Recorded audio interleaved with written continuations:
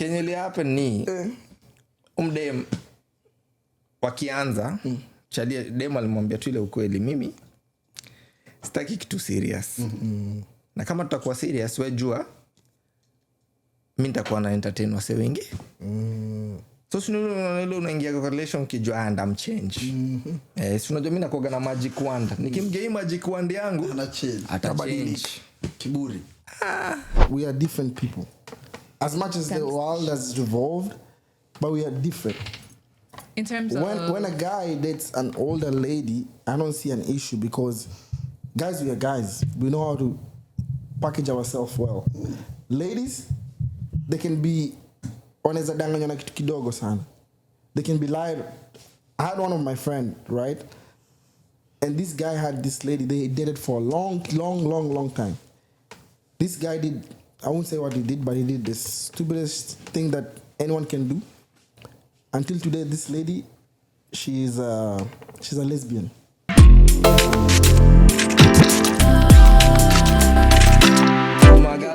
Madranya, it's your host Cassidy, and this is Unchained and Unfiltered.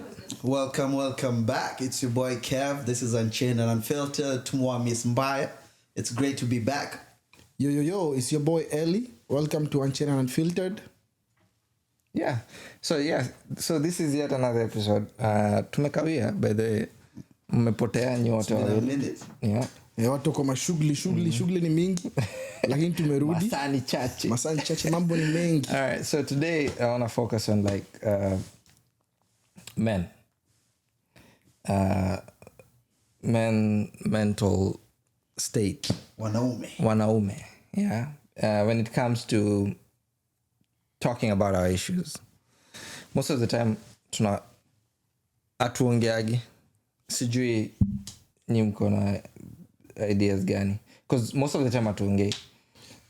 Kuongea unamaanisha like we're going through stuff because okay, both genders, when I say men, okay, in this case gender specific, male species, we are not as open as our opposite genders when it comes to like airing our concerns or whatever we're going through. Like utapata in our friend groups, sangine hata ujui hata jina ya beste zako zote. Ni ukweli. I swear, unajua mimi kuna beste yangu fulani mpaka wa leo najua tu jina yake Sheng. Sijuagi jina yake. Tulishikagwa. I said tulishikwa kwa polisi Pangani. So jobi nimesema jina yangu. Okay, jina yangu ilikuwa anyway. Nimesema jina yangu. I swear alisema jina yake nikacheka. Mpaka polisi alikuwa anafikiri alikuwa anafikiria na joke until akatoa ID. Ndio nikajua jina yake kweli. I swear. Utaambia watu naitwa Wilberforce. Unajua hata unaenda sana pedi. Sina jina pedi. Aitoka nani? Peter nani? Consolation.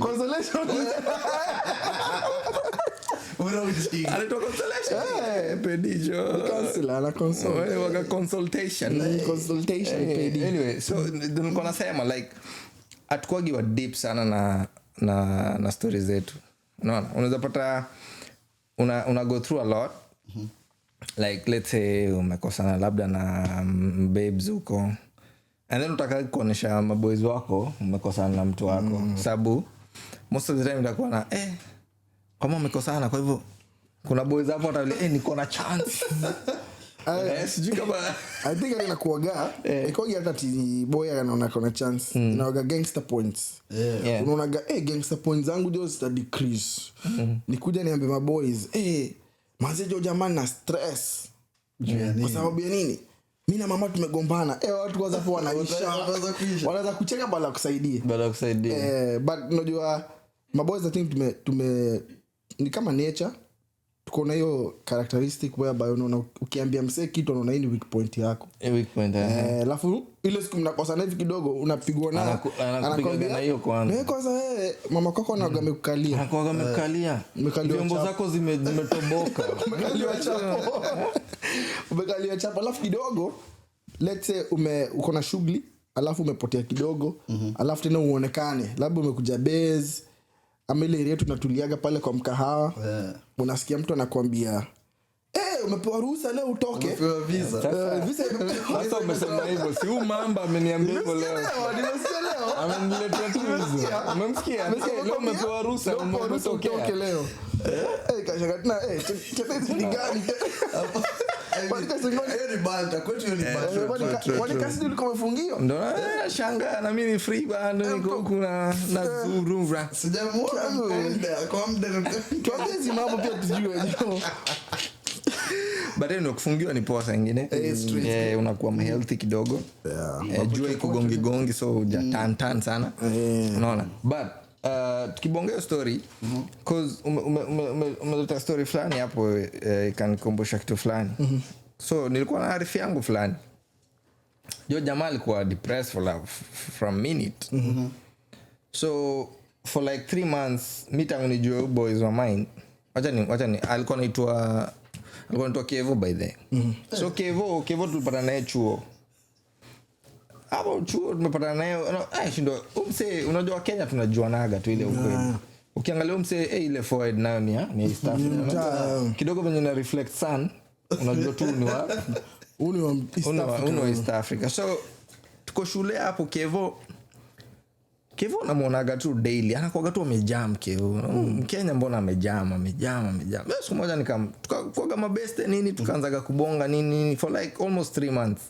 Sikuwa najua jina yake. Na yako anajua jina yangu. So siku moja nimepata jo akilia like red hand nimepata akilia jo. Mjamana alia. Useni machozi. Mtu wangu jo. Alikuwa jua nini? Mapenzi. Si mapenzi just in general. Akuli ana utalia sababu saa zingine utatoa lakini ni ngumu saa zingine lakini sikumbuki siku ya mwisho. Sasa nimepata Kevo aki toa machozi hapo. Acha nikwambie ukipata mwanaume Mwafrika mchana anatoa machozi imechacha. Ni either mtu amedead jo. Ni either kuna kifo mahali. Ama kuna land yake imepotea. Ama amegongewa. Hizo vitu ngapi? Hizo vitu 3. Sasa mimi unajua nimempata shona ile umepiga kona niko mashughuli zangu niko lunch break. Mashughuli nataka kuwai ni kule nirudi job. Lakini nimepata boys wangu zimechacha. Machozi like seriously unaona ile mpaka makamasi inatoa babo. Wacha ujinga jo.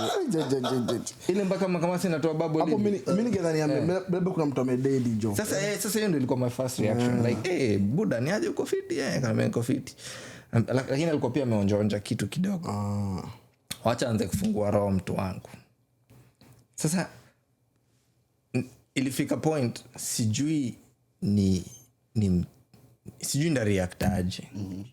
Juu alikuwa anafungua stories zingine zilikuwa mimi sijazoea mwanaume akiniambia stories zake kwa sababu ilikuwa mambo za mapenzi ama jo.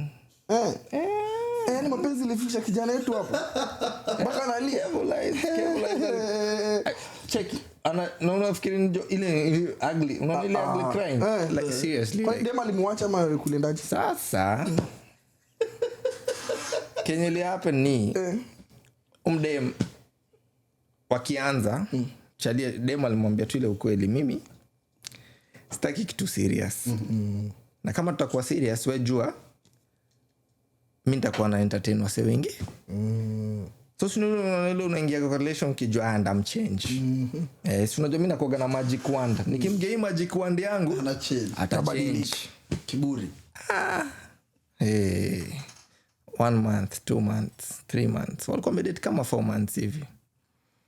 So hiyo siku I think alienda Kejani akapatana na ndugu yake huko. Ndugu yake yako kazi analima. Alikuwa amekaa mkuki nje. Unacheza ni ile ya Kimasai. Like mkuki ilikuwa ndani ya bedroom. Unajua Kimasai mkuki inakuwa nje. Sasa mkuki huko ndani ya bed huko. Anaipiga mbaya. Sasa na alikuwa jarudi home like 2 days. So alikuwa jaoga nini. Sasa anapiga hesabu lakini sijui state yako mentally. Hata ya kumuonesha ni aje twende hivi. Juni zampeleka Kejani huko amwejo ni ile siku yake ya mwisho. Tena uko accomplice tena wa jamaa alidedia kwa nyumba yako nini. anaweza enda hapo aone kisu tena kidogo. Alafu hiyo time nilikuwa naishigi nilikuwa naishigi I think second floor. Mtu sio kiruka second floor anaweza na utavunjika.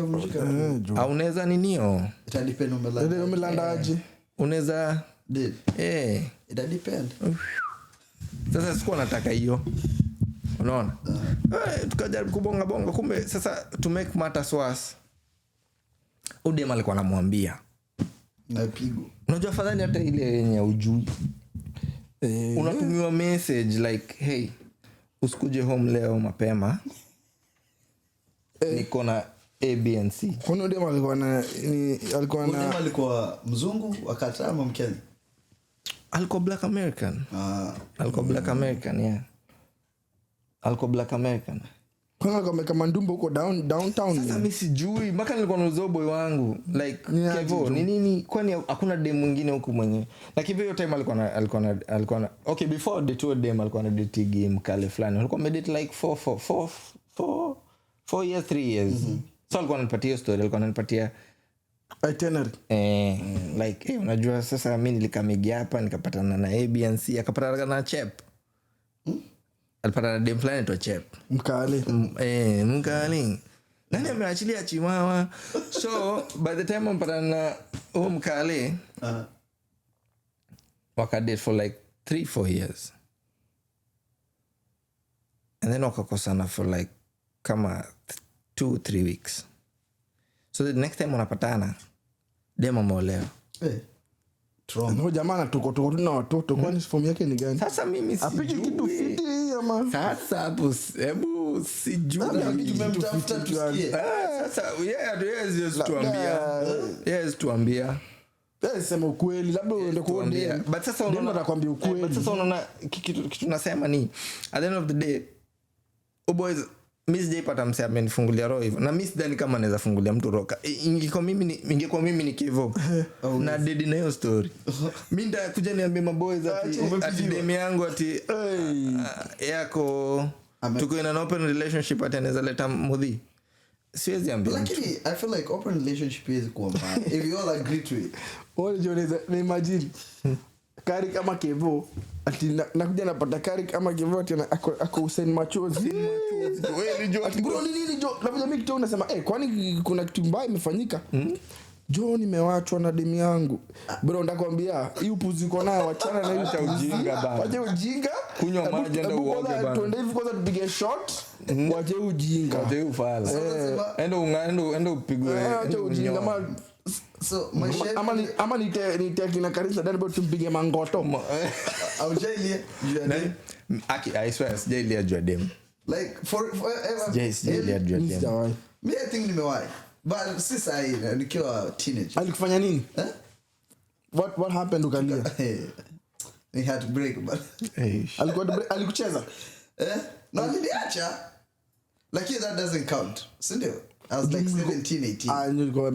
Bado mna grow. But you know time like una feel love kabisa. Hapo no you see love, infatuations about. But you at that point ujui kama ni you know at that point una feel like undo msemi nataka unajua like ukiwa hiyo age as in pia ku advice msee akiwa hiyo age ya 16 17 18 unaonaga like nyia kuna kitu mnanisho. Sasa unaona jamaa hapa hivi watu hapa wenye udhi wanaoga very crazy na madem zao design mpaka wanaweza ua mtu juu ya dem.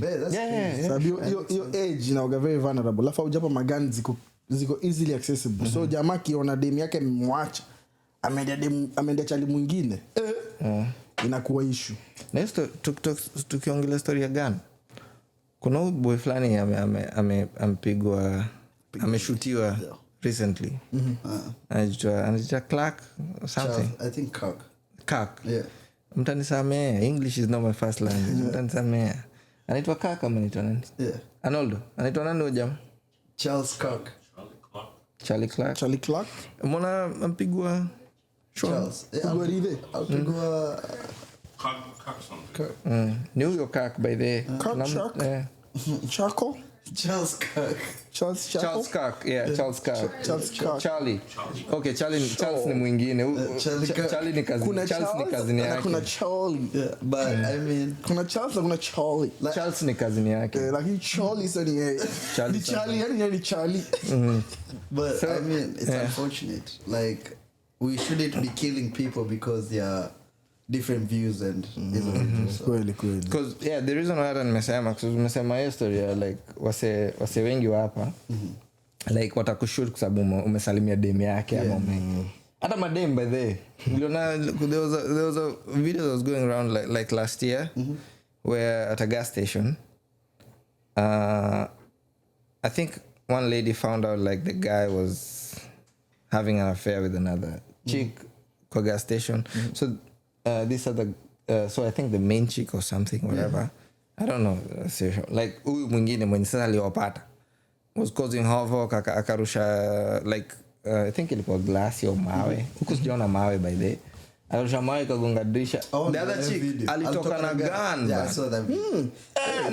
I think alishoot alimpiga zake sijui kama alimpata but alimshoot juu video haikumalizika bana naoma jo na huku kila mtu ako na what do you feel about second amendment? Well mimi kitu naweza sema mimi niko kwa fence kwa sababu gani it's good and bad at the same time but I feel like as a perspective yangu kama male figure I feel like we should be dangerous as a guy we should be dangerous and don't get me wrong we should be dangerous to in the sense that I'm dangerous I can defend my family but very soft when it comes to like my family is protected and they can feel soft and but I should be dangerous because there was a survey by the way so there was a serial killer not even was it a serial killer I think a serial rapist or something aliulizwa how did you identify like your targets the number one thing he said was I looked at the father so alikuwa anaangalia mzae akiona mzae ni mtu anaweza mchukua that's when like he pounds so like as a guy I think you need to be dangerous you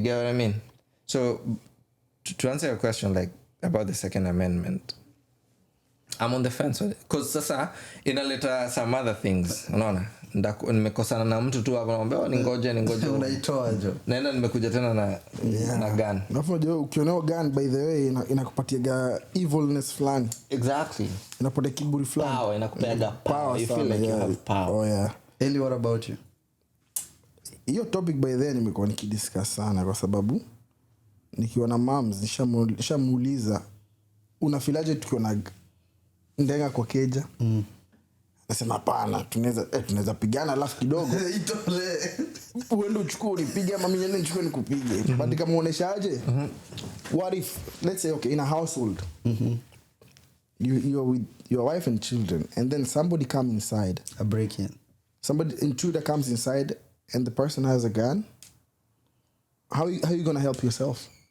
makes sense because you cannot defend yourself the guy has power more than you but for me I think I support guns but in a good way like someone must go for training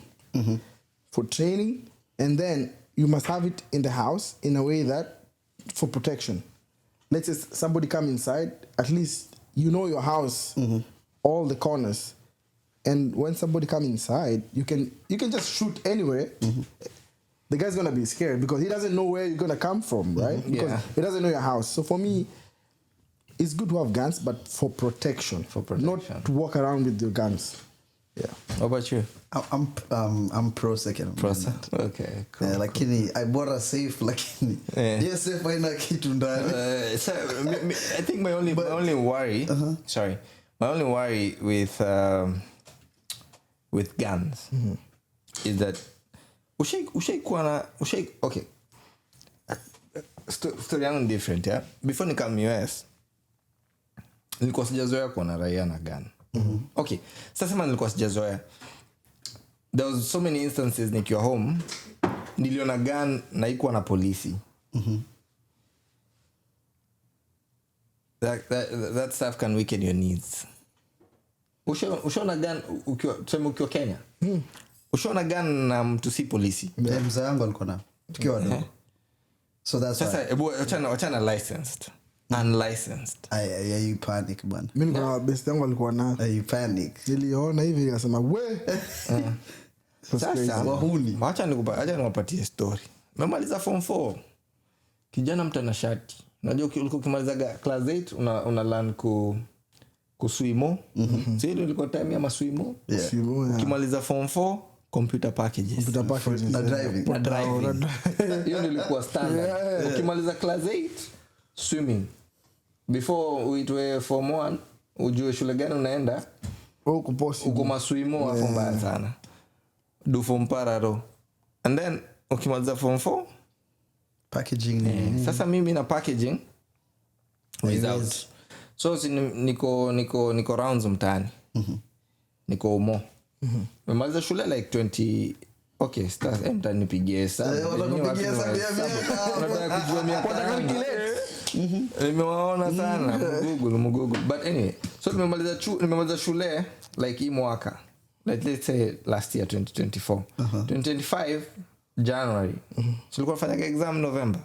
KCSE ilikuwa November. So January ya 2025 nimetoka kwa auntie yangu nikapata na classmate wangu. Mambo PDF mimi hata nakaa hapa.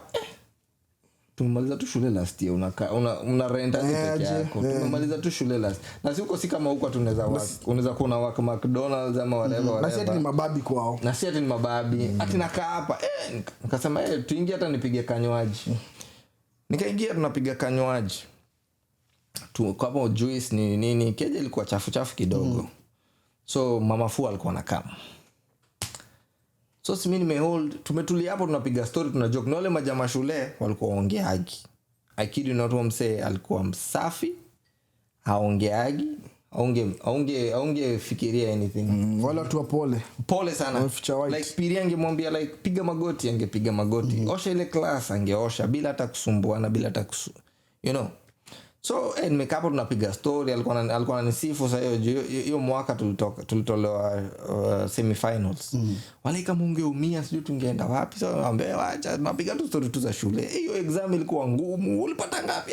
Mimi nilidunda. Mimi nilipita unajua. Kidogo mlango imegongwa. And then 3 other guys wameingia. Wamekunja sura yani wameumandimbu. Sijui nani leo wamewakosea. Wameingia wakatandaza. Wameingia kwanza akauliza boys wangu. Rada, imagine wajanisalimia. Ni kama watu waingie kwa mlango. Wajanisalimia hata. Wananipatia tu like unajua zile sura like wana nini hapa. Boy fulani akauliza rada. Boy wangu akala rada safi wanaga mambo huyo. Sasa mimi sijui niendelea kidogo kitamba ikaletwa vwa.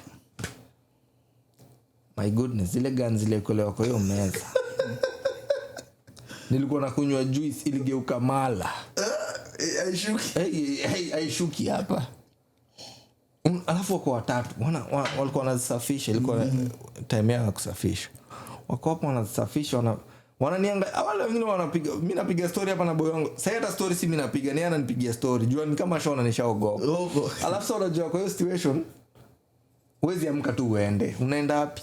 Hapo kwanza nasema unaenda kuwaitia makarao. Unaenda wapi? Where are you going? Sit down. Unaenda kuopea. Sasa ndio hiyo. Sasa nimekaa kwa hiyo situation napiga hesabu. I swear mpaka unaanza kupray. Nilikuwa najiombea hapo nasema tu akigodo kimtoa hapa. Sitaikanyaga kwa nyumba tena. Mimi hata story na sijui sitairudia. Siingi kwa nyumba ya mtu mwingine mwenye sijui. I know. Juu hapo ndio kama makarao wamekuja kwa hiyo keja. Ninyi wote ndani. Hata mimi nilikuwa niko ndani. Yeah, ninyi wote. Na the fact that hata sikuenda kureport also you know an accomplice. Yeah, so I swear and then like tumekaa hapo for like an hour and a half. Mlango ikabishwa mama yangu. Hakuna skuro yangu ishaishuka kwa magoti kama hiyo siku. Ilipita tumbo ikashuka kwa magoti. alafu venye ilibishwa haikubishwa like unaona mimi kienda kubishwa kabisa ilibishwa ile makarao nilikuwa najua leo tumepatikana watu wangu so kidogo kila kukakuwa na ka movement wameka maride wamempeleka bedroom huko so mwenye kija ameenda kwa dirisha akachungulia akaona ni mother fua mama wa kufua hakuna nishaishukuru kama yeye naye aliingia hivi hata siku ngoja wengine watoke bedroom niambia tu arifu yangu tutaona boy mpaka wa leo hatujaonana wewe away alijaribu kunifollow Instagram decline so boy why bro so you're grown right now so mambo ya kugrow mambo ya taki kujua cause hebu niambie hiyo siku ingekuwa tu ni ile siku labda wametriliwa na polisi wanipate huko ndani unajua makarao kwanza washikagi wanawapiga risasi hapo sasa hebu imagine kwa gazeti huko imetokea captain wa sijui nini ameshutiwa kwa sababu alikuwa mwizi sasa hivi kupata huku atiora arifu yako ameshutiwa ni mgondi mimi sasa nilikuwa kwa the same situation nikiwa huku ile time nimekuja huku US nimekam best yangu fulani tulikuwa naye chuo jamaa jioni mtatu amelala home jamaa ananitext kila time tunafu just mimi niko lonely nimekuja huku sina mabeste I don't have friends so I was actually I've been depressed because when I was home my phone was ringing like all the time. There's always something to do. But when I came here, there's nobody's calling you. Especially when people from Kenya go to sleep, now you are alone now. Yeah, makes sense. Yeah, so this guy alikuwa ananitumia message and we were texting. I was like, mbona ulali? Akaniambia I work night shift. So me I was like, oh okay. Kidogo na mwana ameenda Dubai. Ametoka Dubai amerudi Kenya. I was like, hey, the guy is doing good, right? Akaniambia, you know what? I think when you come to Kenya we need to hang out. For me I was like, hey, actually it's better for me to hang out with this guy kwa sababu ana travel hata nitoanisha nikienda home. Unajua vitu home kienda home mabakuli nipatie bakuli. Social meza jam. Sijui panga izilingia kwa kiara. Hapo umenipoteza kidogo. Ngoja full up. Bakuli inamaanisha nini? Bakuli unaona bakuli na koga hivi. Nipatie like watu kuomba sisi tuseme hiyo sasa mshasema bakuli sisi unajua ni art ya sheni hapa nimepigia Saudi ni bakuli gani omba ndo bakuli ni omba watu kuomba unaona nini inakuwa hivi so ni kama give me is the ball lakini jembe na nyingine so jembe ni ile shosha memeza jembe umsaidie si ujai notice emergency it's just a kuna mtu ongea naye lakini atakutext random aone tu umepost ama uweke tu kitu uko mahali unakula tu hata uko tu McDonald's unakula labda burger yako ya $2 anaona wewe uko na package ametumia kitu unajua shoshangu alimeza jembe jo unahitaji 40k au si aina hidden meaning it's just like when somebody see maybe umepost kitu mtu anakuomba tu yani anatoa excuse mtu wetu ni mgonjwa that's na watu wameua watu watu wameua maanko na maanti na mashosho hata usitake jua sasa mimi kijana I was like hey boy is hang out na because it seems like he's doing well when I go there everything's going to be fine so one time I'm not seeing this guy posting one of my friend called me hey bro did you hear I'm like did I hear what hey I cannot mention his name but so and so he's amelitoka kwa TV na kuna documentary I'm like documentary what do you mean documentary yeah he's dead actually nikaenda kuangalia kwa TV YouTube hapa KBC unampata bro this guy had a documentary I think namjua aliluwa Ruiru namjua alikuwa jifanyaga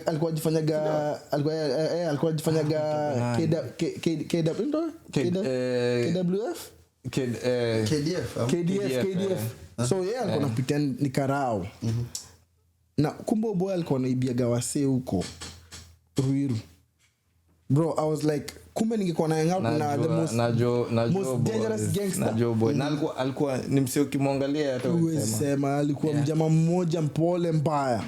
Nimesahau jina yake. Sasa majina. Mimi nimesahau mimi ningesema. Karibu. Yes, sitaki mwoga mtama but you know the okay, nimekuwa na best thing wamekuwa na magani but hiyo nilikuwa yenye ilinistua yenye nilikuwa nimekuja huku which kama ningeenda kwake ingeleta shida kwa sababu alipatikana kwake. The cops they surrounded the apartment wakamulia ndani. So you can imagine umeenda huko, mmeenda sherehe, mmerudi kwake, ambush mtu wangu. Mnapigwa ambush na you don't know anything. So actually one of our good friends, they used to be close. I didn't even know. So akaniambia, did you know history ya boy nini? Do you know tulikuwa tuna hang out na yeye mpaka siku hizi makarao ananitafuta? Aliambia hivyo nikasema sasa mimi I used to hang out with this guy now, right? From that day bro, nilikatize. I don't want that. But that's the closest. Have you ever been close to gang affiliation? Mta? Mzee alikuwa na yake. No. Achana mzee like friends like yeah. My uncles, Joe. My uncle was bad. Oh yeah? He was a gangster. One of the most wanted. I know my family will be mad, but I'm sorry. But it's fine. Nah, he was one of the most wanted gangsters in Kenya. Oh wow. Siku moja naenda tu chuo mzana nipigia. Umeona? Kwako amepigwa. I'm like, what do you mean? He said it so casual. I think I shouldn't. Yeah, but and then I was his favorite nephew. So mimi na tulikuwa hivi. Alikuwa anaipiga hivi makara kwanza wanangoja wana. Now it was wild like that, but that was back in 1990 something. Kitambo, but I did see them. I had friends walikuwa nazo. But I can tell you another scenario. Another scenario. Mimi na best yangu Dani tulikuwa naendaga kuona games za Harambee Stars Kasarani. Tukiwa wadogo. Tumeenda games Sunday. Tumetoka game Sunday. Monday unapata na Dani ananisha hebu angalia gazeti. Gazeti tulikuwa squad ya karibu watu 12. Kwa watu 12 mimi na Dani ndio wadogo peke yake. You can imagine out of the 12 of us, 8 most wanted criminals in Kenya. 8 out of the top 10 most wanted criminals in Kenya. 8 wenye wame top list tulikuwa nao jana. Si ati juzi, tulikuwa nao jana. So hiyo story ya gun yani amendment ni poa, ni fiti, but also ina bring about like sorts of violence kama mmekosana. Cause unajua impulse. Sangine unapata sangine partner wako amechukua pana amekugonga nayo. So imagine akipata gun si anakulipua. Basi. But okay, utaenda ndani sana. Siwaambia sasa juu si premeditated. Utachukua labda kama 2-3 years. Utaingia tu ndani like 2-3 years. But still options zako za kukuwa na hiyo kitu ni inakupeaga power fulani. Oh yeah. I mean it gives you a false sense of power. That's the problem. But true. In Texas right now, the thing with Texas it's not as regulated as other states. Because Texas, as long as you're 18 with no record, unaweza enda academy, any place that sells guns, you give them your ID, they run your social, and you walk out with it. You don't need a license. You know? I think now they need that. So they just need to regulate it. They need to regulate it, in a way that you have to go for training. And me, I can say maybe at least someone should be 21 and over. 21 and over. At least by then you at least your mind is mature. Even 25 is good actually. 25. But let me ask you this. Like, I don't think that will be because wanachukuaga army for like 18 years, right? Okay. So they'll send you to war at 18, but you can't own a gun or drink at 21. Okay, but you can buy a gun at 18, but you can't buy tobacco or alcohol at 18. Do you see the irony? Yeah. And the good thing is when you're in the army is different. There's a training, there's all that. But here an 18-year-old ana hiyo akili. Kwanza hata mmenikumbusha kitu moja, story ya 18-year-old. Mbona Mkenya alikuwa anataka kununua mdem na wa 15 years? Oh, John ndo mnionyesha jo sasa mpaka nashangaa hao. Unaona story? Huyu hata Huyo jamaa nakutuna kaaje?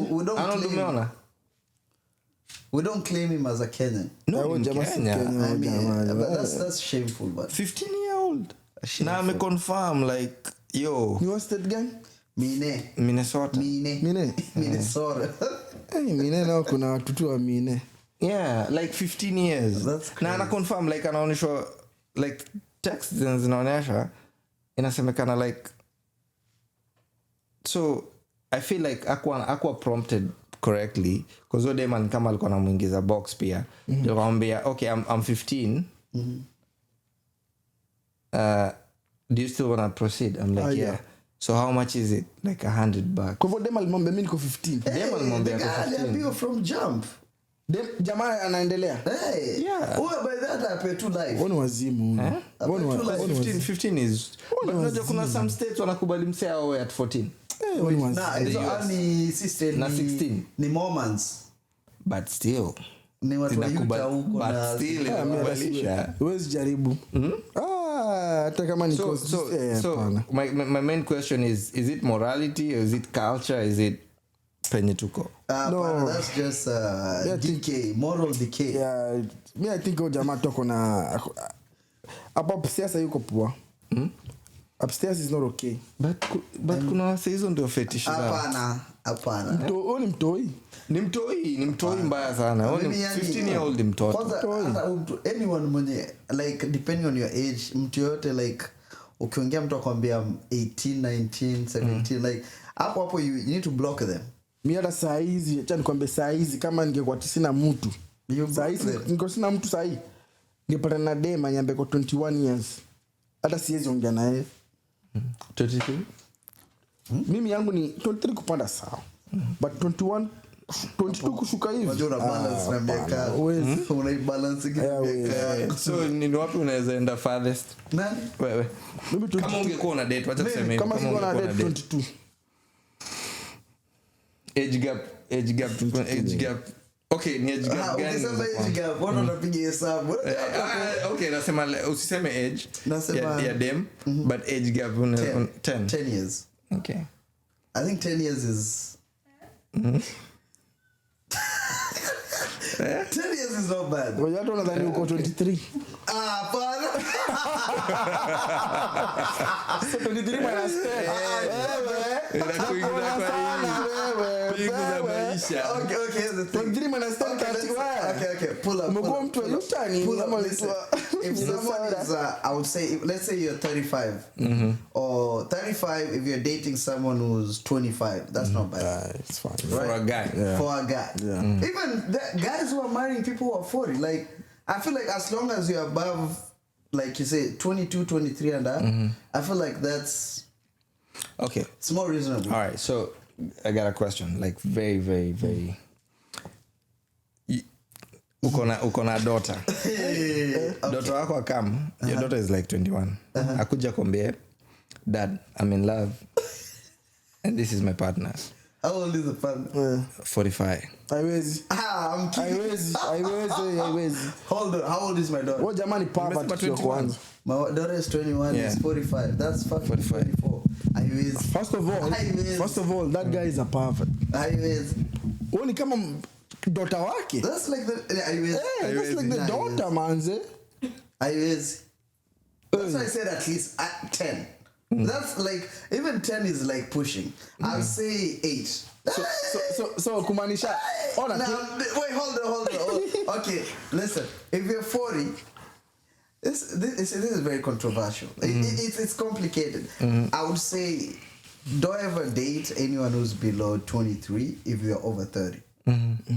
Right? Yeah. That's seven and right? That's I feel like because women say men mature late and all that crap, which I don't believe, but anyways. Above 40. You can speak up by the way. above what? If you're 40 minus 10, 30. Okay. What if you're like 25, 26, 27? Yeah.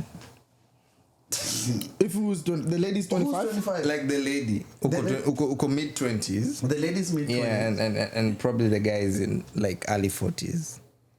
Like really early No, 40s. that's 20 plus years. Yeah. So it doesn't work out. That mean anyone that okay for me cut out like That's not 20.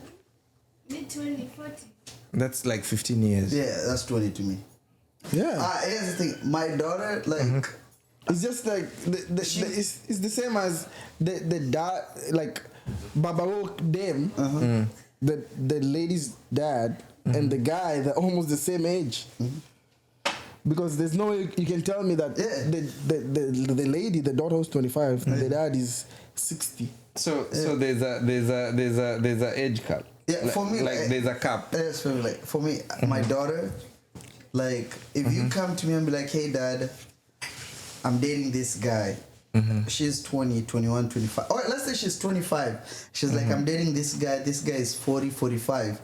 That is 20 years. 45 and no, like first of all, someone is paying for this, and it's not you, it's him. So, I'll say the cutoff age for it's 10. 10. Yeah. 10, yeah. Cool. 10 is the least. Sorry, okay. Well, What about you? 10 is Tell the us least. your opinion. my kid and Nakwambia niko na mtu maybe say ako 25 tuseme. Yeah, 25. Yeah. na mtu wake labda ako 40 41. To be honest, because the way I know I'll raise my kiddo is like I know I'm raising them in the sense that I want them to make how do I put it, like their judgments should be, they should be making like I'll raise them in the sense that they make their like decisions in a very sound manner from a young age, right? Like they give me reasons of why they're doing stuff, like from from early on, like okay, you tell me you want to do this, then why? So if she gives me good reasons why she wants to go ahead with this, What are good reasons? So you don't have there's a question Well, from it's the very background. diplomatic. You always answer your questions very diplomatic. And that's why he has a question from behind. Okay. What reason? What was the What question? are good reasons? So good reasons Be are with somebody like who- if my daughter tells me like, you know what, I've done my research, I'm in love. Do you research? Yeah, like the daughter, On what? my daughter, like I'm a final research on the guy Who's 45 who's 45 and she's 25? and she's 25. That's 20 yeah, plus years. 20 years. That's That's right. exactly 20 years. Okay. All right, akuja niambie like that, hey, mi nimepata nomse, he understands me, he loves me the way I am, I love him the way he is, he respects me, right, he does me good, he's A, B, and C, because akona non-negotiable zake. If they're compatible, Uko sawa. me I'm good. If my daughter is okay, I trust my daughter to make a good decision. So mtu akiwa 65 Zimbabwe. Now you're pushing it. Akiwa 65 the daughter is 40. My daughter is 40. Man, saizo ndakuwa niko 70 huko hata labda unajua, but logically speaking, You should make I don't feel like most of the time age matters. it shouldn't. Not that it shouldn't, does matter. yeah. No, it should. It shouldn't, but as long as people are compatible. So But as long I as think you're age above does matter. 23. Age definitely matters. so I have Why? a question. If you're a 25-year-old and you want a family, If you're 25-year-old, if you're a 25-year-old woman or male, and your goals are to have a family, I don't think the smartest is to marry somebody or go to pursue somebody who's 45, because probably they've either done that or if they don't have it at 45, they decided they don't want it. yeah. Exactly. Like I just think you have different priorities at those different ages. I get that because some people make it late, and some people decide like, you know what, The same thing you say is actually. I have a question. Your daughter comes and tells you, okay, this guy we are compatible, this that we are matching. Your daughter is 25 and the guy is 70, and she tell you, your daughter tells you, 70 now you're pushing. no.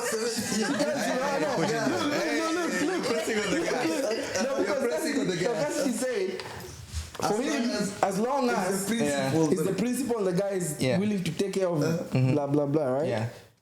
So are you gonna be willing? Are you gonna be like, okay, daughter? There's a cutoff. So what's your cutoff? There's a cutoff. There's a cutoff. What's your cutoff? Sorry? So what's the cutoff? So there's a cutoff. What's the cutoff? Like, if the guy is older than me, or even closer to my age, then that can happen. What is it? How many years? What's the cutoff? You don't think your daughter being 25 and then the guy is 45 is closer to your age? If anything, you guys are age mates. Age mates, yeah. That's what I was saying. You guys are age mates, yeah. But listen, I know, listen. But listen to me. Okay, probably my age or whatever, but older than me, then you miss it. Even your age is wild. I didn't compare my age. Because listen, older men are more settled, they're more established, they're more like they have their own, they know what they want. And obviously I wouldn't like, I would also want to meet the guy. No. What if your daughter tells you, yeah, we're compatible, but I mean this relationship because this man, he sponsors my life and this is the agreement that we have, and I like the fact that I don't have to work because he's basically my Mbabaz. So from that reasoning, I won't stakubali. You don't want her to she's live taking life. care of, she's not your responsibility anymore. Well, listen, I can do that for her.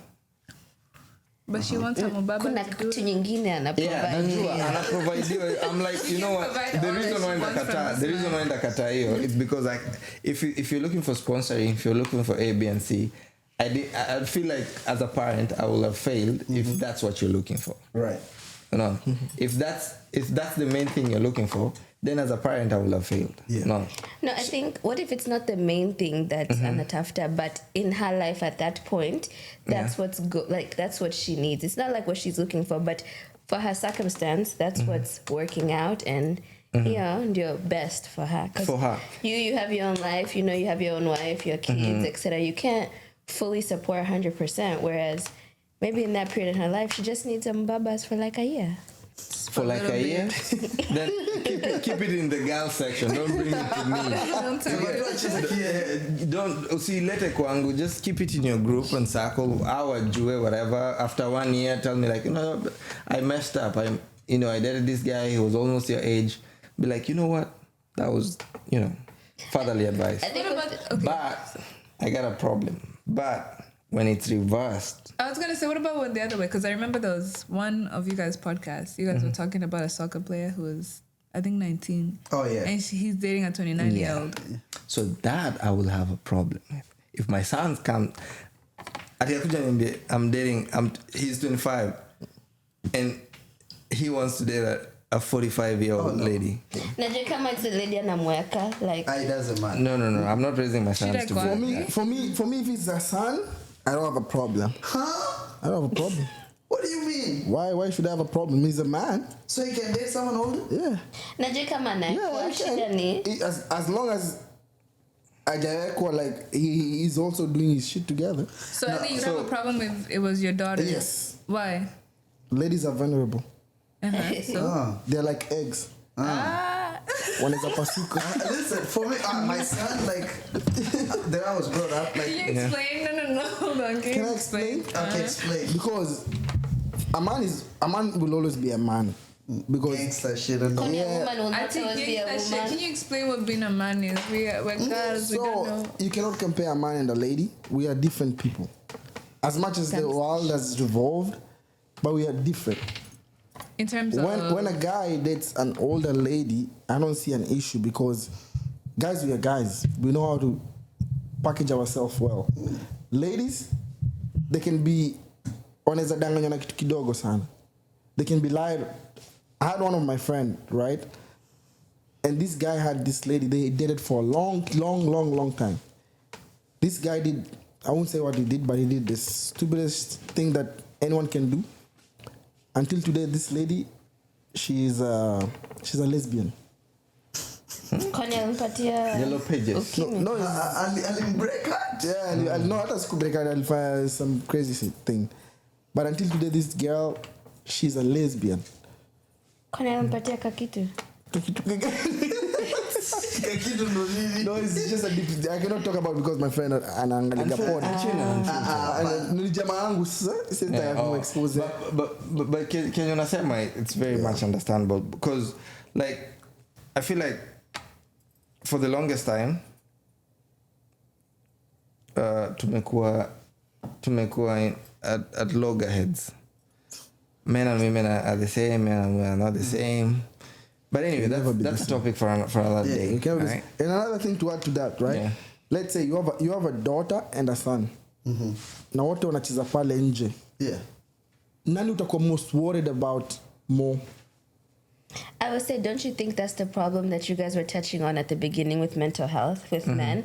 I feel like you guys protect the women so much. You guys are so sheltering of them. You care so much, whereas like you just let the man just like, you're a man, toughen up. Oh, deal with this, deal with that. And then they go out in the world, they're discovering it. They have all these emotions that are coming to them. And then when Angalia Kia was like, mimi mwanaume siwezi kulia when the world is beating you up. And recently, like, men have been having higher suicide rates than women. And there's a reason for that. I think it's from birth to like, upbringing. I agree with that. I agree with you. And the main thing is, yeah, because where we grew up, yeah, depression is a luxury. Yeah. People are depressed and they still go to work. People are depressed and they still show up. So you're told you're a man. No. Mimi nimelelewa nikijua, by then nimekuja kujua stories of depression deeply. Maju. Yeah. Nilikuwa najua wasa ukapitia nini, but tulikuwa tunakapitiaga ndio. Sema tu ni stress. Ni stress. Itapita itaisha whatever, right? But since nikama hapa cause now hakuna ile community yenye tumezoea. So things are different. No, we see things differently from here. But ukiwa home, there's that community. Utatoka hapa, you go, as in you distract yourself, maka, and most of the time, like, growing up, that's why unapata so many men back in the day, in hindsight, yeah, so many men back in the day, they were, like, deep into alcoholism. And most men right now were as a result of that.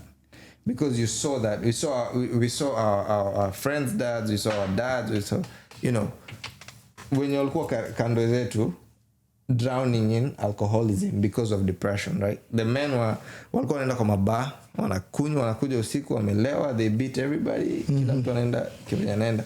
Now as kids, wasa wamebeba hizo traumas for a long time. Yeah. Sai, people are trying to heal. So many people are hurt.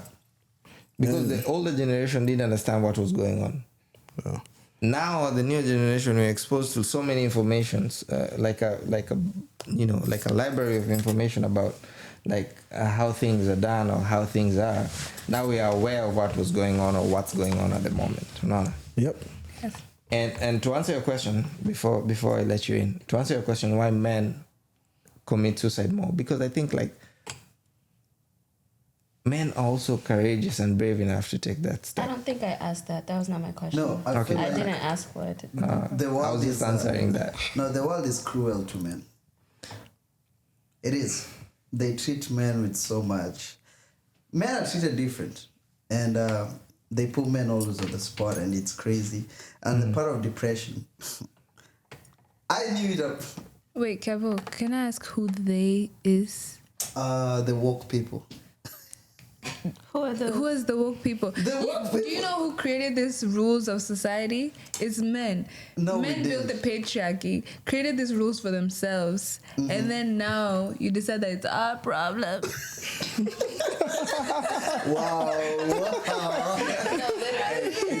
No, literally. Like right now, the three of you are speaking like you're so aware of the fact that you guys have to be super strong. You can't talk to each other. Mental health. No, we actually do that. Mental health is high. You guys are depressed. But what are you doing about it? Nothing. To answer to that, that's why you see most of the men, we like to hang out. And sometimes women, they be like, oh, every time you're calling your friends, hang out with your friend. That thing really helps a lot. You can be having a problem, you go to someone, he has a 8 times 10 problem. And you'll be like, oh, even my problem is not even a problem. I had a friend of mine, a short story. He was going through it, and I told him that time we used to stay in a 1 bedroom, like almost 6 of us.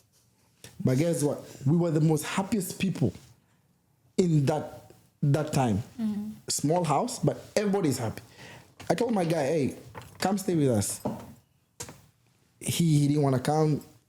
One thing led to another. He had to go back home, and he has never come back here, and which is not a good thing because back home opportunities are less than here. So sometimes let your man out. Let him go out. Let him go out with the boys. Let them go talk. And that's how we find information, share information. So, and that's how some of us, that's how tunatibu stress. Let you So guys go out. when you guys go out, are you talking? Are you drinking? We talk. No, we talk. We talk. No, we talk. No. So No, let me, My let thing me, is, if you guys are helping each other out so much, how come the suicide rate is still higher Because- in men than women? So those The that male loneliness epidemic those- is high. So those that kill themselves, they're not willing to share. And sometimes you just have to be close to people. You don't feel ashamed to share with them. Like, like let's it's, say, Do you feel like men stigma. create Yeah, a it's a space, stigma like to you could- share. You could tell like a man something. He's like, watch out, mama. Like for example, you guys were here talking, and the first thing was like, oh, mapenzi. What if that But- mapenzi really no, does Yeah, break your no, heart? I know, but listen, but listen. Sasa yeye analia, bebe yako Ona. anakuambia ati wacha Sin, mama. ona, pana, sin. Look. Even as men, we have that level of friendship. Kuna zile vitu naweza kuja niambie beste yangu fulani ama beste zangu fulani, na kuna wale wenye siwezi waambia. You see? There's that closeness. Kuna it's deep. Kuna naweza kuja niambie Kevona Cassidy, hey, I'm going through this is nikiona beste yangu mwingine siwezi muombe the same thing. Because najua yeye atanichukulia tofauti, but nikiambia hawa hawezi chukulia tofauti. I think women also have that discernment. Yeah. Because I know personally, like I've told them, like I come and be like, hey, my boy, like you, like there was time I didn't work for a short time, and I told them, hey, my guys, hey, kumechacha, Yeah. kumewaka, like I'm not working, like, and they're like, bro, we got you. If you need this or that, we got you. So I feel like our circle of friends, we actually talk and we're there for each other. So I feel like every guy they need to have that friend group that they can come together and talk and be there for each other. I feel like it shouldn't be a stigma.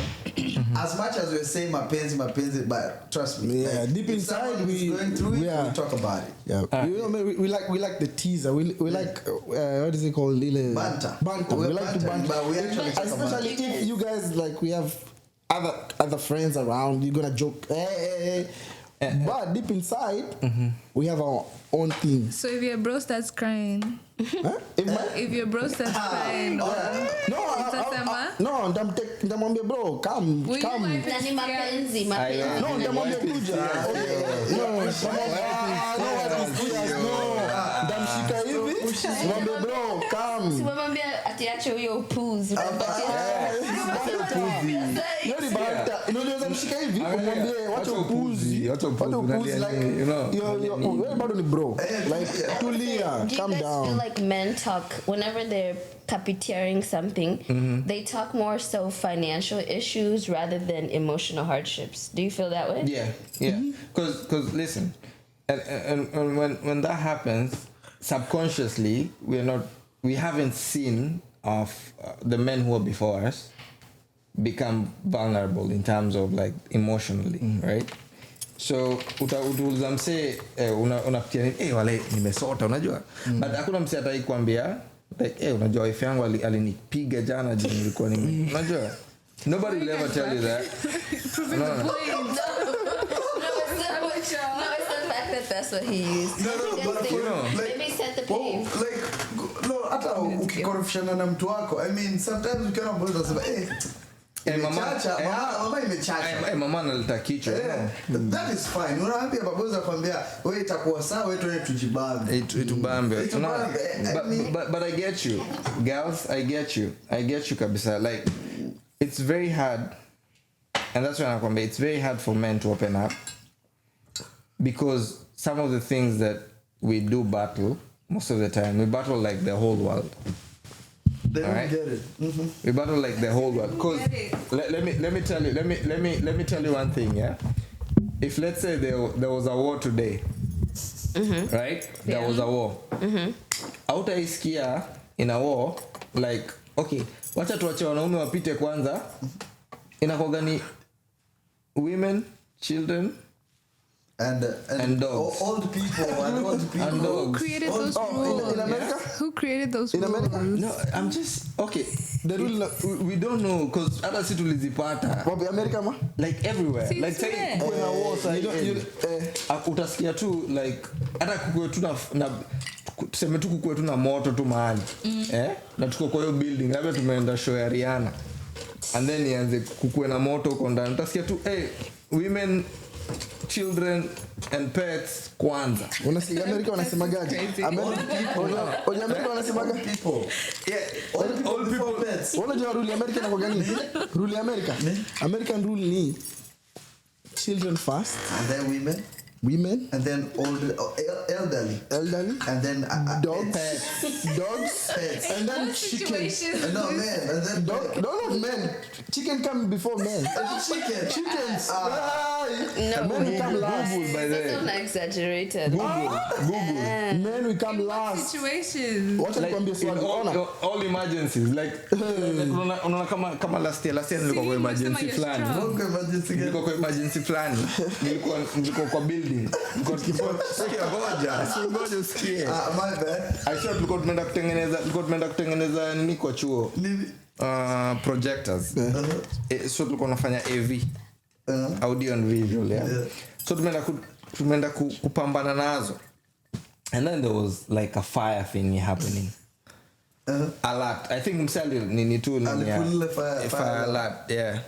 So kwa hiyo shule drill ni mnapatana kwa hall like the hall is safer than going outside like mlango zinajilock automatically kwanza is like main gates zinajilock automatically so every nini inaenda kwa hall like the exit doors automatically lock. Yeah. Now mnaenda kwa hall new wote Yeah. unaona so at that point miss Jacob kwa shule I don't know the drill mimi nimekuja tu kutengeneza hizi projectors niende wapi niende home but now there's something happening so pia mimi nafuata tu watoi penye wanaenda jona mimi sijui nafaa kwenda wapi so tukajipata kwa hall like wasi wengi tulikuwa almost like 400 people kwa hiyo hall Women. hata kabla watoto women and kids hao ndio walikuwa wanatoka wa kwanza naona si tukaachwa huko ndakas sasa kama tungekuwa tunaungua Nyongo tu nyi wanaume. so that's why nasema like hata kama it's us it's men who were before us who made these rules I'm not saying they're bad I'm not saying they're good are they working sometimes But see, you guys are also pushing them. This generation, like Ellie just said, women are more vulnerable, and that's why you wouldn't want your daughter dating somebody who's older. So you guys are also pushing these ideals as well. You can change it. So- If you said Ellie, if you said 'cause that, you're not the same. I would have trouble with the boy and the girl dating. Then you're changing the norms. But now you're like, but the you're not girls the are same vulnerable, men the and girls women are are not the weaker. same So that's the same. But is See, it that's true? the same idea. Is it true or not? men and women are not It the depends same on what you're talking about. I would agree that women are most like when you're a younger woman, you're vulnerable in relationships, and when you date an older man, you are vulnerable. You're putting yourself in a sticky situation. Most of the time, younger women date older men because it makes them feel mature, but it doesn't help them out. That I agree with. yeah but we also have to agree that men and women are not the same They're not.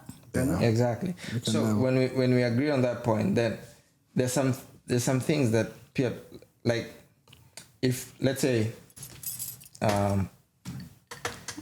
you turned out right for a guy I know sitachokozwa unless you know but for a lady tuseme mimi kama ni guy nikienda nimevaa mabuti short na ma crop top watu wananichongoa si ndio I mean, it ndachokozwa depends where you are. It depends on definitely It yeah depends. Some people will like it. Some people won't, that's right? Yeah. but for a chick akiva the same obviously kuna wale watamchokoza attractive like thing, it's an attraction like unaona. So that's where I say like that's where like I emphasize like women are more vulnerable because also who are your biggest enemies? Like men. Right? Men. No, I differ. No, in terms of like bear your versus security man. wise. Bear versus man. Bear versus maybe No, I was fight gonna a bear. say women are their worst enemies. Aje? Ajay. Women are like when it comes to sorry to cut you short, but when it comes to just friendship and relationships in general, women are their worst enemies in terms of a woman will laugh with you and do all this shit with you, but they are praying for your downfall. No, those are fake friendships. Because you said friendships and relationships. Like with womanhood and sisterhood, it's like an unspoken bond. Like it's there or not. But will I agree with you that there's weird women out there that do move funny and do pray for your downfall Yes. and do set But there's you also up? men who are doing the same There's thing. also men that are doing the same Yeah. thing. I don't think that's Yeah. gender specific. But it's more prevalent in women than guys. Maybe you guys see it more because we talk more. Yeah. True. But- So to get to a point, yeah? Back to a point. Point yetu kwanza ilikuwa gani? Hata nimepeleka mbali. Mambo ya booty shots. Mambo ya booty No, shot, no, mambo ya booty what shot. kind of booty shot? Like the initial one, because Vile kama nikatiwa. tulitoka kwa branches tukafika mpaka kwa Vile kama nikatiwa. but kitu nasema like for Kenya tuna emphasize like we were raised to be men in the sense that hatufai ku express our emotions. True. Unaona? Hatufai ku express when things are not going right. Unaona? Because that's what we saw. Yeah. Especially like let me talk about my perspective. That's what I saw. Like I wasn't allowed to say that hata kulia ati niende nimeanguka na bike huko nimekuja nimelia ama nimeenda huko nimetandikwa na vijana wengine 3 4 nimekuja home nikilia. Unapigwa wengine. Unaambia wewe ni mwanaume unakujaje hapo ukilia? Yeah, but you know this thing. Narudi kwa battlefield. Yeah, this thing is deep though. It's deep. It's very deep. Like Yeah. it's deep and it's natural, in a way that let's say you're home and then your dad start arguing with somebody outside, right? You as a man, you're gonna be like, he's a man, he got it. You're not gonna react the way your mom is arguing with somebody, and you're a man. Especially if it's a male. You're gonna wake up like crazy, and you're young, but you're gonna react. But if it's your dad, you're gonna be like, he got it. Is it that you don't trust the woman to take care of herself, Amma? Yeah, because I know anything can happen to the woman. I think it's more of a It's dominance. protective. It's Yeah, more of a protective. Protects them nature. dominance. Yeah. Because like even like okay tuachane na as humans, yeah, because sometimes our minds zinakuwaga so. Let's look at the animal kingdom. Aye, the animals are gay. Why would you? Why did we end up there? They can't talk. Come on. Most Also animals because they are can't talk, they're gay. No, most animals are gay. If you look at animals, like they usually like tend to be in more like women to women, men to men relationship. No. Like just Which animals are you looking at? Animals are Which animals are you? I've never seen a dog with a Animal dog. discovery gani I've never seen a dog with a I dog. think she has her own animals somewhere in close. I've never seen You a know cat with a what? At cat. this day and age, able to listen to ChatGPT, we'll be back. Ngoja. Ati animals are. The animals are gay. What? Let me see. Okay, let me look. Okay, are most animals? What is it? Homosexual? No, gay. You said gay. Homosexual, or what's the other one? Or heterosexual? You, what? So we have to use straight Yeah. or gay. Okay. Please read it. Read it out loud. Read it out loud. It says most animals are primary heterosexual, aka straight. It says that said, same-sex behaviors are actually very common in the animal kingdom. But Common, what not- did they say? It's heterosexual. Okay, yes, but is same-sex stuff common in our? The same It as is. humans. It is actually same as humans too. What?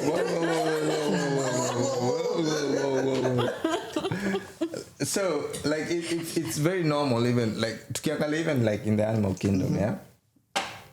Males are usually very protective of their families Very. or their kingdoms, right? And it's nature, no, and that's why like to be honest, culture hapa US is where first of all like the I'm independent, I don't need a man, whatever has ruined our families, yeah, to the extent that now our families are unstable kabisa. That's the woke culture. Don't you think you I should think the create US your is own? different. No, that's just the woke culture. No, I'm just saying I think the US it's more context prevalent to in it. the US than anywhere in the world. For sure. Yeah, but You know why? Because we've normalized that, you know, we don't need a man in the house. Most of the family, even most men right now, are raised by women. And for me, yeah, myself, I can't raise a girl to be a woman. Let me get that straight. I can't raise a girl to be a woman. I'll raise her to be a good person or to be an upstanding citizen, but I'll not raise her to be like a woman. You get the same way. I don't think like a lady can raise a guy to be a man. True. So, Kwani, who's creating these single mothers? It's not about the creation, but I'm just saying, like most of our families, listen, most of our families, get me right, most of our families are single mothers, right? And we love our single moms. They do a very good job. Like some are like, you know, they do a lot for, you get what I mean?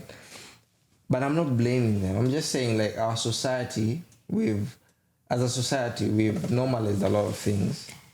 And look at the men right now. Right now, we have metrosexual men. Yeah? Metrosexual? Yeah, metrosexual. Not right now. They even existed before. They was just not outward forward with it. What's metrosexual? So metrosexual are men that, you know, like they overly take care of themselves. Like they will paint their nails, they will have the earrings, they will wear skirts. What's wrong with that? So, what are they called? Metro? I have no idea. I mean, nilipata tu hata Oh, wait, okay. Mera sijui. So, are men supposed to do manicure and pedicure or no? Wait, yes, they are. It's okay to No, you have to. Like, It's okay to groom yourself. There's nothing wrong with that. Mwanaume ni kukaa Wait, I think Do you put a color, Kebo? No, I don't. But I make them shiny. Okay.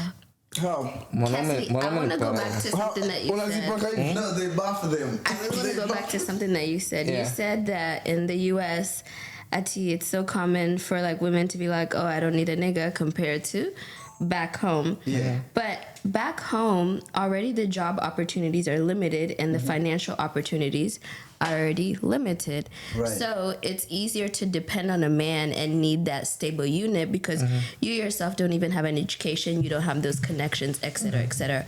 Whereas so you have to face that whatever comes with it, you're more prone to stick to someone because they have a roof over your head, they have your protection, you guys mkonatoi, etc. So you really do actually need that man. I'm not saying that's the only reason that you can need that man, but it does, like, if you look at it, that's like why a lot of family units stay together.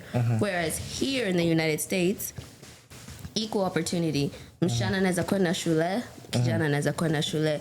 Msichana apate job poa, kijana apate job poa, where you can even make more or even the same, to where it gives you the opportunity. You're willing to deal with less, like wahala and all that manenos that be coming. So it's easier for you to be like, you know what? I don't need this stress.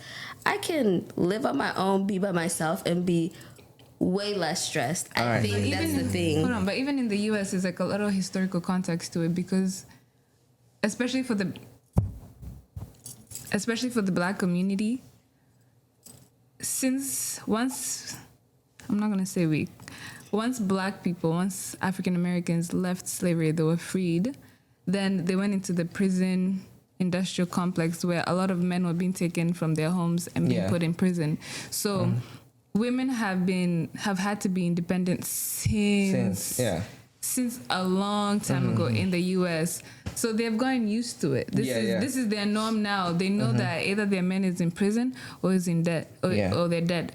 They're on crack or they just don't want to come to the house because baby mama. They went for milk.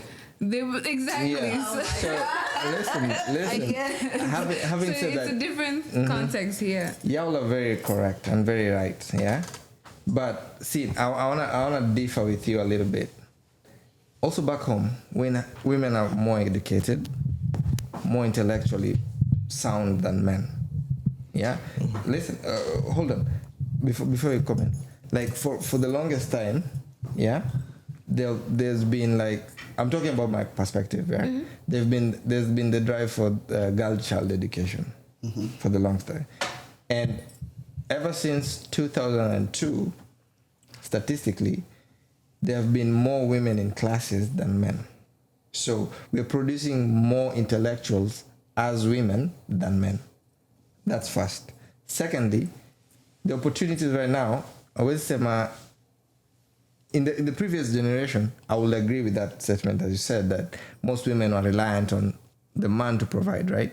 Right now, that's not the case.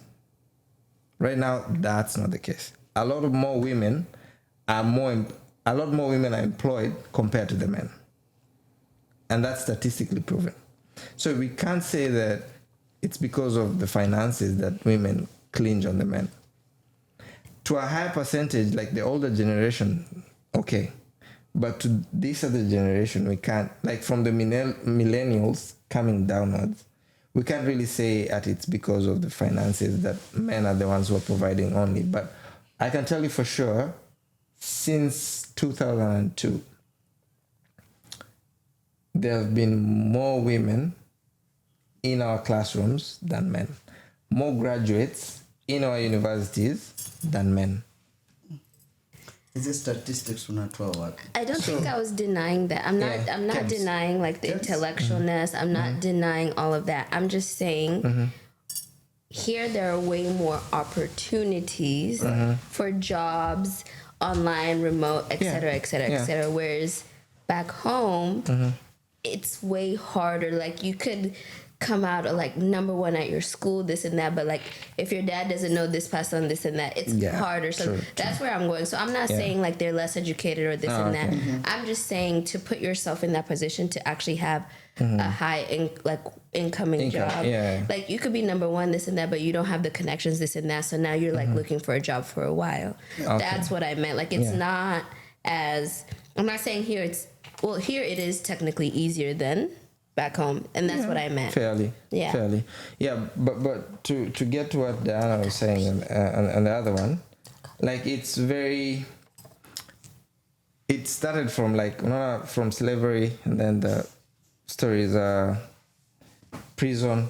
It destabilized like the strongest unit a nation can have, and that's the family. Family is usually the strongest unit a nation can rely on. If your families are strong, then you can definitely be sure that your nation as a whole will be stronger, right? So once you destabilize that, so that was a system that was made to destabilize the black community. The crime and they did it very well. The prison industry. The prison, because per capita there are more black men in prison than any other race. Yeah, that's true, for sure. So having said that, so our black women wamekuwa on their own for like a minute. So you can't blame them when these things happen. You get what I mean? Right. So yeah, it's on both ends, but also lazima tukubali tu life dunia ina change in a very drastic way. It's evolving in a crazy way, for sure. So it is what it is. Yeah, for sure. But yeah, interesting topics. Yeah. Interesting. But to our viewers, tumekuwa na two guests behind the scenes. Wanasema wanatakuwa anonymous. But mmesikia kujulikana na sauti. Mmesikia venye hizo sauti ni nyororo. Kama nyororo. Mambo ni vulai. Before I forget, please make sure to like, share, subscribe. This is our pod, Unchained and Unfiltered. Behind the scenes tunakuwa na Arnoldo. Arnoldo unakuja hapo.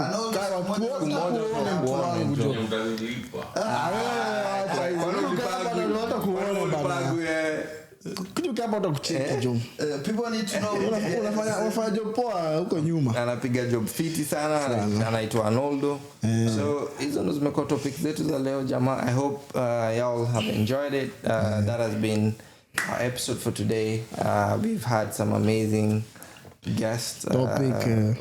Kombaga. Ameenda shule. Sasa ameenda shule. Umesema wewe.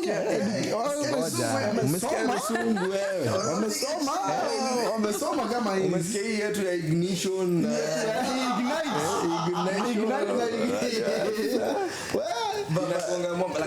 Tunapiga hivyo tu. Lazima tujikaze.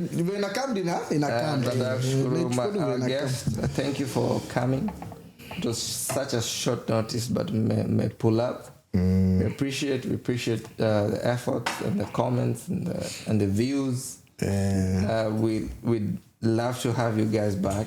Because sure. I don't think we've just scratched the surface. So next time itakuwa wakuje wakaenda the hot panel. Yeah. So next time ni wa super mbaya. Ni chupa ali kama wataka kwa panel bado wataka behind the scene comfortable. Baba tutawafanya wako comfortable. Unajua uzuri ni watasikia sauti yao. Waseme wanna be kwa mbulu. Waseme kumbe na sound ipo poa. So you guys are welcome. Next time we want to see you all beautiful faces here. Our guests want to see you all. Come in the hot seat and let's do it.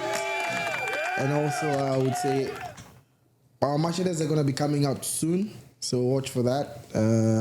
Tafadhali mtu support na tunawashukuru kwa big supporters. Without you guys atungekuwa hapa. So tunawashukuru sana. Na stories zimejaa chupa sasa. Hata tujafungua chupa imagine. And Unfiltered and Unchained or Unchained and Unfiltered? Unchained and Unfiltered. Unchained and Unfiltered. Yeah. And then sorry guys, we haven't been active as much. Life has been lifing, but we are back. And you know what? Ni Unfiltered and Unchained. Forgive me guys. Unfiltered and Unchained, but we're back better than before. We're coming with bangers, more guests to come.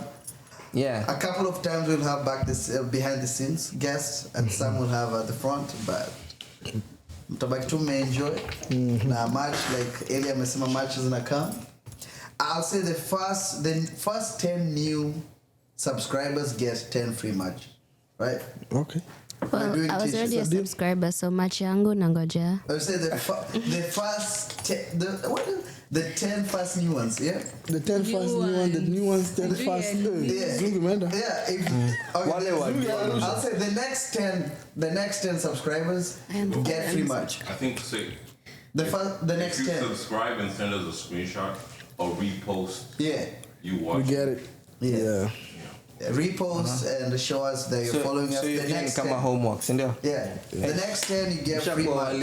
You can probably get a t-shirt, you can get a hat, you can get something else, you never know. But the next 10, I think maybe you can just DM and say match, so that we know we're one of the 10. All right, we appreciate you guys. Y'all been amazing. Yalla. I'm your host, Kai. It's your boy Kev. I'm looking forward to seeing you again next week, same place, same time. Thank you guys. Your boy Ellie. Mafrumbanya. Biggie. Out. We are out, guys. Watadum. Hello. Along Lilo. All right, Unchained and Unfiltered. Till next time. Peace. It's Unfiltered and Unchained. Unani confused. Why?